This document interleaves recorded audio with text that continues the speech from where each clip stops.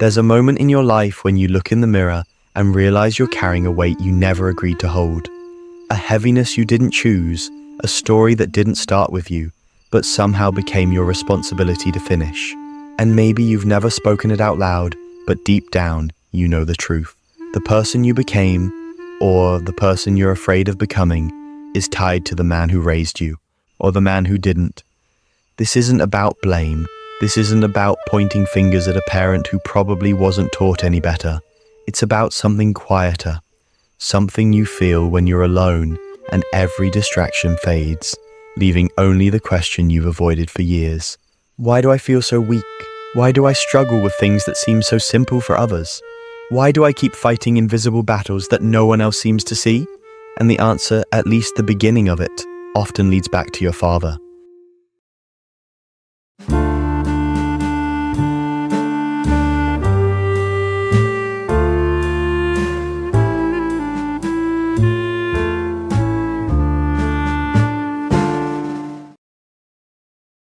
A father does not just raise a child, he raises their inner voice. The voice you hear when you doubt yourself. The voice you hear when you're trying to impress someone. The voice you hear when you fail. The voice you hear when you're afraid to take your next step. For some people that voice is supportive. For others it's harsh. For many it's absent. But for you, maybe it became a voice that makes you shrink instead of rise. A voice that makes you hesitate instead of act. A voice that repeats old patterns you inherited without realizing it. And maybe you've asked yourself, why do I feel so unsure? Why do I crumble under pressure? Why do I avoid things that could make my life better? It's not because you're weak by nature. It's because you were trained to breathe in a world built by someone else's fears. Think about how a child learns strength. Children watch how their parents respond to life. They learn whether the world is safe or dangerous, whether emotions are something to express or something to hide. If your father raised you with silence, you learn to silence yourself. If he raised you with anger, you learn to walk on emotional eggshells. If he raised you with impossible standards, you learn that nothing you do is ever enough. If he was absent, you learn to question your own worth. If he was unpredictable, you learn to overthink everything. If he wanted you to be strong by not feeling, you learn to confuse numbness with strength. If he never apologized, you learned that admitting mistakes is dangerous. If he demanded perfection, you developed anxiety disguised as ambition. If he avoided discomfort, you learned avoidance as a coping strategy. If he lived life shrinking from his own potential, you inherited a blueprint for shrinking from yours. None of this makes him a bad person. It makes him human. But it also means you grew up defending yourself from things you never should have had to defend yourself from. And maybe that's why you feel weak now. Not because you are weak, because you grew up in survival mode. You were learning how to read his moods instead of learning how to understand your own. You were learning how not to upset him instead of learning how to express yourself. And survival mode changes the brain. That's not poetry, that's neuroscience. Studies have shown that environments shaped by unpredictability or emotional distance affect the development of stress pathways, confidence, and decision-making. You might feel stuck today not because you're limited, but because your nervous system was trained from childhood to anticipate danger instead of possibility. Think about how much of you was shaped by trying to solve someone else's emotional puzzle. How you learned to hide your true self because being seen felt unsafe. That's not weakness.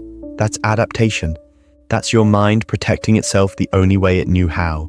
But here's where life becomes complicated. What protected you in the past becomes the very thing that limits you in adulthood. You learned emotional freezing as a child, and now you call it indecision. You learned self-doubt early, and now you call it humility. You learned to avoid conflict, and now you call it peace. You learned to depend on no one, and now you call it strength. You learned to expect little, and now you call it realism. You learned to stay small, and now you call it your personality. What if you aren't choosing these things? What if these things were chosen for you? Because here's the truth you've probably never said out loud. Your relationship with your father became the blueprint for how you relate to yourself. If your father never supported your dreams, you learned to distrust your own. If your father rarely expressed pride, you learned to perform for validation rather than for fulfillment. If your father didn't know how to handle emotion, you learned to suppress your own until they became too heavy to manage.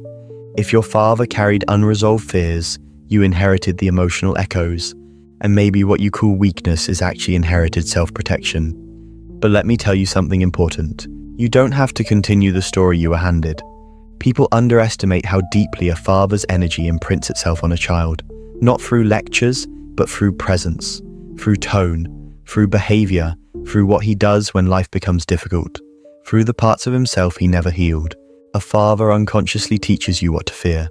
A father teaches you what strength looks like. A father teaches you how to view yourself. And if he struggled with his own inner battles, he might have unintentionally passed them to you. Not through intention, but through example. You may have grown up believing that emotional restraint is strength, that silence is maturity, that never needing help is independence, that self-sacrifice is love, that overworking is responsibility, that exhaustion is normal, that your worth must be proven, not felt. But look at how much of that has collapsed under you. Look at how tired you are. Look at how disconnected you feel from yourself. Look at how hard you fight internal battles no one sees. Look at how you doubt every decision you make. Look at how you replay conversations for hours. Look at how uncomfortable you feel when someone praises you. Look at how guilty you feel when you rest. Look at how impossible it is to say what you really feel. Look at how numb you've become around things that should bring joy. This isn't weakness, this is emotional conditioning. And people rarely talk about it because no one wants to admit that the person who shaped them most also created invisible battles they've carried into adulthood. But healing begins with honesty, and honesty begins here. You didn't become this way alone. You learned your habits, your defenses, your reactions, your fears, your hesitations, your expectations, your emotional patterns, your definitions of strength and weakness. They were taught subtly, quietly, consistently by the environment you grew up in. And when people tell you, just be confident, they don't realize you were raised in an environment where confidence felt like danger, where being too loud, too bold, too honest, too expressive, too emotional, too independent could create tension or judgment. But here's the part no one told you. You can outgrow the emotional blueprint you were given. Just because you inherited patterns doesn't mean you're doomed to repeat them. Just because you were shaped by someone else's limitations doesn't mean you can't rise beyond them. Just because your father couldn't show you a certain type of strength doesn't mean you can't learn it yourself. And this is where your story starts to change. Because at some point, life gives you two choices. Continue being shaped by the past, or reshape yourself in the present. And the truth is, the moment you even become aware of these patterns, the moment something inside you says, wait, maybe this isn't who I really am, that is the beginning of strength. The very fact that you're questioning your emotional inheritance means you've already taken the first step your father maybe never knew how to take. And that's not weakness. That's evolution. But before you can rebuild yourself, you have to face something difficult, something most people avoid their entire lives. You have to see your father not just as a parent, but as a person with fears, a person with doubts, a person shaped by his own upbringing, a person who may have never received the emotional tools he needed, a person who survived rather than thrived, a person who loved in the only way he knew how, even if that way left you feeling unseen, a person who might have carried burdens he never had words for. Understanding this doesn't excuse anything, but it explains everything. And when you understand the origin of your patterns, you stop feeling defective and start feeling aware. Awareness is the first form of freedom. Awareness is how you begin rewriting your story. Awareness is how you stop inheriting struggles that were never yours to keep. And once you begin that process, something shifts. A quiet strength begins to form. Not the strength your father modeled, but a new kind of strength. A strength rooted in self-understanding. A strength built on awareness. A strength that grows not from pretending to be invulnerable, but from understanding what made you vulnerable in the first place. But here's where the story quietly shifts, because once you begin to see your father as a human being, rather than an unshakable figure, something inside you softens. Not in a way that makes you weak, but in a way that makes you finally honest with yourself. You start realizing that the version of him you grew up with wasn't the full version. It was the version shaped by his own history, his own upbringing, his own fears he never dared to name. Maybe he never learned how to express care. Maybe he didn't know how to apologize. Maybe he never received patience, so he didn't know how to offer it. Maybe he never saw vulnerability modeled, so he avoided his own emotions. Maybe he mistook seriousness for strength. Maybe he confused control with protection. Maybe he believed silence meant safety because that's what he was taught. And these pieces of him became pieces of you. But here's the turning point. Once you understand the origin of your patterns, you gain the power to challenge them. You start noticing moments where you act out of habit, not truth. You start catching yourself repeating emotional reflexes that don't belong to you anymore. You begin recognizing that your inner critic isn't your voice. It's an echo from someone who never learned how to speak kindly to themselves. And that realization is the beginning of maturity, because growing up isn't just about paying bills or becoming independent. Growing up is the slow, sometimes painful process of separating your identity from your upbringing. It's learning to look at the emotional rules you inherited and asking, does this still serve me? It's discovering that strength doesn't come from repeating old patterns. It comes from breaking them. And maybe that's where you've been stuck for years, not because you lack ability, but because you've never questioned the invisible rules your childhood wrote inside you. Rules like, keep everything inside, don't burden anyone, handle everything yourself, stay quiet, stay polite, stay stable, stay predictable, don't disappoint, don't express too much, don't ask for help, don't be too much, don't be too honest, don't show weakness. But look at what those rules cost you. They taught you how to endure, but not how to live. They taught you how to function, but not how to feel. They taught you how to adapt, but not how to become yourself. They taught you how to avoid breaking down, but not how to build up. You survived your childhood patterns, but surviving isn't the same as growing. And this is the part that requires courage. Questioning the rules you inherited will feel like betrayal, not because you're doing something wrong, but because your mind associates those rules with safety. They protected you once. They kept the peace. They kept you from conflict. They kept you from judgment. They kept you from discomfort. But you're not that child anymore, and the threats you prepared for don't exist anymore. Yet a part of you still lives as if they do. That's why you avoid difficult conversations. That's why you struggle with expressing emotion. That's why you feel nervous when someone asks what you really want. That's why you hesitate before speaking your mind. That's why you feel responsible for the feelings of everyone around you. That's why you overthink even small decisions. That's why you close off when you most need connection. That's why you shrink when the moment calls you to rise. That's why you chase validation instead of truth.